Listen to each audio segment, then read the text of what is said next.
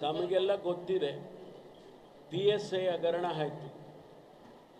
P S I ಹಗರಣ ಆಗಿದ್ದು 5 ವರ್ಷದ ಹಿಂದೆ.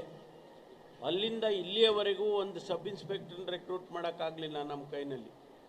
ಯಾಕೆಂದರೆ ಆ ಹಗರಣ ಸಂಪೂರ್ಣ ಅದಕ್ಕೇನು ಇನ್ವೆಸ್ಟಿಗೇಷನ್ ಆಗಬೇಕಾಗಿತ್ತು ಅದೆಲ್ಲವನ್ನು ಮಾಡಿ 1,000ಕ್ಕೂ ಹೆಚ್ಚು ಸಬ್ ಇನ್ಸ್ಪೆಕ್ಟರ್ ಹುದ್ದೆಗಳು ಖಾಲಿ ಇದ್ದಾವೆ. ಈಗ ಕಳೆದ 2 ತಿಂಗಳ ಹಿಂದೆ 545 ಸಬ್ ಇನ್ಸ್ಪೆಕ್ಟರ್ಗಳನ್ನ ಏನು ನಾವು ರೆಕ್ರೂಟ್ಮೆಂಟ್ ಮಾಡಬೇಕು ಅದಕ್ಕೆ ಹಗರಣ ಆಗಿತ್ತು.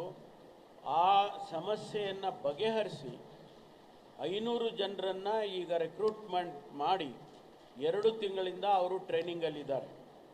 ಇನ್ನು 400 ಜನರದು ಅದು ಕೂಡ ಅದರ ಜೊತೆಯಲ್ಲಾಗಿದ್ದು ಅದಕ್ಕೂ ಕೂಡ ಈಗಾಗಲೇ ಸಿಂಧುತ್ವಗಳನ್ನು ಏನು ವೆರಿಫಿಕೇಷನ್ ಮಾಡಿಸಿ ಡಿ ಸಿಗಳಿಂದ ಎಲ್ಲ ವೆರಿಫಿಕೇಷನ್ ಮಾಡಿ ಬಹುಶಃ ಆದಷ್ಟು ಶೀಘ್ರ ಇನ್ನು 15 ದಿವಸ 20 ದಿವಸದಲ್ಲಿ ಅವರಿಗೂ ಕೂಡ ಆದೇಶ ಕೊಡ್ತೇವೆ. ಅಲ್ಲಿಗೆ ಹತ್ತತ್ರ 1,000 ಜನ ಸಬ್ ಇನ್ಸ್ಪೆಕ್ಟರ್ಗಳು ರೆಕ್ರೂಟ್ಮೆಂಟ್ ಆಗ್ತಾರೆ. ಕಳೆದ 5 ವರ್ಷದಲ್ಲಿ 8,000 ಕಾನ್ಸ್ಟೇಬಲ್ಸ್ ಹುದ್ದೆಗಳು ಖಾಲಿ ಇದೆ. ಅದಕ್ಕೂ ಕೂಡ ಇದೇ ರೀತಿ ಕೋರ್ಟಿಗೆ ಕೆಲವರು ಹೋಗಿದ್ರು ಅಂತ ಹೇಳಿ ಅದು ನಿಲ್ಲಿಸಿದ್ರು. ಈಗ ಬಗೆಹರಿಸ್ಕೊಂಡಿದ್ದೇವೆ. ಸದ್ಯದಲ್ಲೇ ನಾವು ಎಲ್ಲ ಜಿಲ್ಲೆಗಳ ಎಸ್ ಪಿಗಳಿಗೆ ನಾವು ಅಧಿಕಾರ ಕೊಟ್ಟಿದ್ದೇವೆ. ನಿಮ್ಮ ಎಲ್ಲಿ ಖಾಲಿ ಇದೆ ನಿಮ್ಮಲ್ಲಿ ಅದನ್ನು ನೀವೇ ತುಂಬಿಕೊಳ್ಳಿ ಅಂತೇಳಿ ನಾವು ಅವರಿಗೆ ತಿಳಿಸಿದ್ದೇವೆ. ಈಗ 5,000 ಜನ ಕಾನ್ಸ್ಟೇಬಲ್ಸ್ಗಳು ಕೂಡ ರೆಕ್ರೂಟ್ ಆಗ್ತಾರೆ. ಯಾರಿಗೆ ಕಡಿಮೆ ಇರುತ್ತೆ ಒಂದು ಸ್ಟೇಷನ್ನಿಗೆ ನಮ್ಮಲ್ಲಿ ಏನು ಪೊಲೀಸ್ ಕಮಿಷನರೇಟಿಂದ ನಮಗೆ ಇದು ಕೇಂದ್ರದ ಪೊಲೀಸ್ ಕಮಿಷನರಿಂದ ಏನು ಸಂಖ್ಯೆಗಳಿಷ್ಟಿರಬೇಕು ಅಂತಿರುತ್ತೆ ಅದನ್ನು ನಾವು ತುಂಬಿಕೊಡೋದಕ್ಕೆ ಎಲ್ಲ ಕ್ರಮವನ್ನು ತಗೊಳ್ತೇವೆ.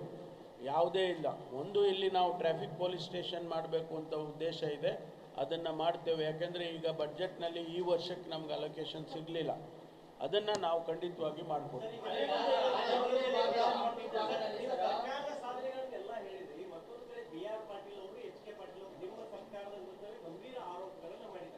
ಗಂಭೀರ ಆರೋಪ ಅಲ್ಲ ಅದು. ಅವರು ಅಲ್ಲಿ ನಡೀತಾ ಇದೆ ಅನ್ನುವಂಥ ಪ್ರಸ್ತಾಪವನ್ನು ಮಾಡಿದ್ದಾರೆ.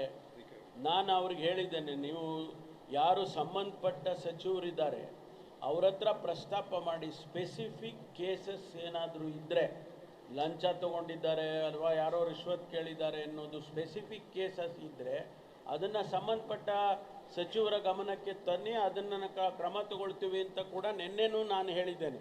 ಯಾಕೆಂದರೆ ನನಗೆ ಕಂಪ್ಲೇಂಟ್ ನಮ್ಮ ಹತ್ರನೇ ಬರುತ್ತೆ ಆಮೇಲೆ.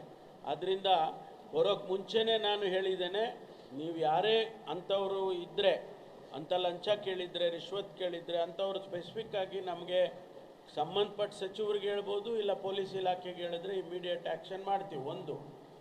ಎಚ್ ಕೆ ಪಾಟೀಲ್ ಸಾಹೇಬರು ಏನು ಹೇಳಿದ್ದಾರೆ ಅಂತ ಹೇಳಿದರೆ, ಏನು ಗಣಿ ಹಗರಣ ನಡೆಯಿತು, ಅನೇಕ SITಗಳಾಗಿತ್ತು, ಅದರಲ್ಲಿ 1,50,000 ಕೋಟಿ ಅಂದಾಜು ಹಣ ಬೇರೆಯವರ ಪಾಲಾಗಿದೆ, ಅನಧಿಕೃತವಾಗಿ ಆಗಿದೆ ಅನ್ನುವಂಥ ಮಾತು. ಅದಕ್ಕೆ ನೀವು ಏನು ಕ್ರಮ ತಗೊಳ್ಬೇಕಾಗಿತ್ತು ಅದನ್ನು ತಗೊಂಡಿಲ್ಲ ಸರ್ಕಾರಗಳು, ಎಲ್ಲ ಸರ್ಕಾರನೂ ನಮ್ಮ ಸರ್ಕಾರನೂ ಸೇರಿಕೊಂಡು.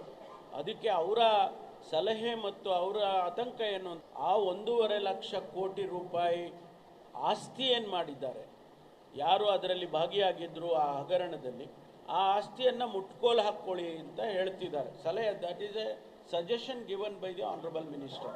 V will look into it.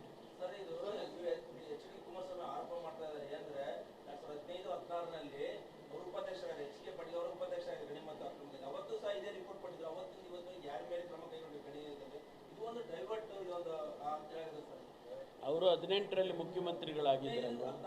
ಅಲ್ಲಲ್ಲ, ಕರೆಕ್ಟ್, ಅವರು ಆಗಿದ್ದರು. 18-19ಕ್ಕೆ ಯಾರು ಮುಖ್ಯಮಂತ್ರಿ ಇದ್ದರು? 19 ನಾನಿದ್ದೆ, ನಾನು ಉಪಮುಖ್ಯಮಂತ್ರಿ ಆಗ. ಅವರೇನಾದರೂ ಬೇಡ ಅಂತ ನಾನು ಹೇಳಿರಲಿಲ್ಲ, ಬೇಡ ನೀವು ಕ್ರಮ ತಗೋಬೇಡಿ ಅಂತ ನಾನು ಹೇಳಿರಲಿಲ್ಲ. ಅಲ್ಲ,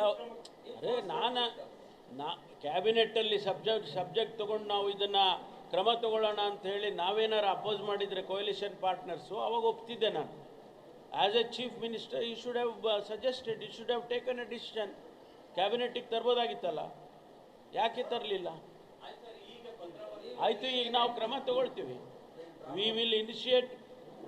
we will definitely bring it to this cabinet and we'll initiate action. ನೋಡಿ 300-400 ಕೋರ್ಟ್ ಕೇಸಸ್ ಇದೆ, SITಗಳಿದೆ. ನಾವೀಗ ಒಂದು ಕ್ಯಾಬಿನೆಟಿಗೆ ಸಬ್ಜೆಕ್ಟ್ ನಾಳೆ ಬೆಳಗ್ಗೆ ಡಿಸಿಷನ್ ತಗೊಳಕ್ಕಾಗೋದಿಲ್ಲ.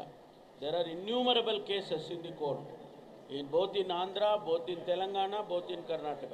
ಈ ಎಲ್ಲ ಮಧ್ಯದಲ್ಲೇ ನಾವು ಆ್ಯಕ್ಷನ್ ಮಾಡಬೇಕು. ಎಷ್ಟರ ಮಟ್ಟಿಗೆ ಸಾಧ್ಯ ಆಗುತ್ತೆ ಅದನ್ನು ವಿಲ್ ಎಕ್ಸಾಮಿನ್ ಇಟ್.